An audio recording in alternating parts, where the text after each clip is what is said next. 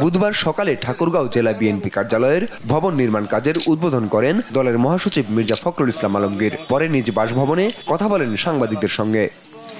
এ সময় মির্জা ফখরুল বলেন, অন্তর্বর্তী সরকারের মূল দায়িত্ব নির্বাচনের জন্য একটি লেভেল প্লেইং ফিল্ড তৈরি করা, যেন সবাই ভোট দিতে পারে। তাদের সবগুলো সংস্কারে হাত দেওয়া আমরা মনে করি খুব বেশি প্রয়োজন নাই। সেটা নির্বাচিত যে পার্লামেন্ট আসবে সেই পার্লামেন্ট সেই কাজগুলো করবে। এখানে এই সরকারের মূলত দায়িত্ব হবে ওই নির্বাচনের জন্য একটি আপনার লেভেল প্লেইং ফিল্ড তৈরি করা এবং সকলে যেন ভোট দিতে পারে এবং সকলে যেন অংশগ্রহণ করতে পারে তার জন্য একটা কাজ তৈরি করা।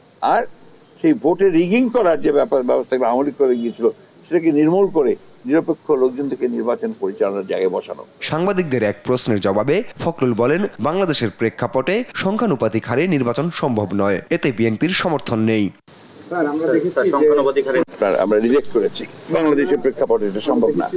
ঐক্যবদ্ধ জাতির প্রত্যাশার কথা উল্লেখ করে বিএনপি মহাসচিব বলেন, ফ্যাসিবাদ আওয়ামী লীগ সরকার জাতিকে বিভক্ত করে ফেলেছে। এই বিভক্তি দূর করে একটি ঐক্যবদ্ধ জাতি চায় বিএনপি। নিউজ ডেস্ক, দেশ টিভি।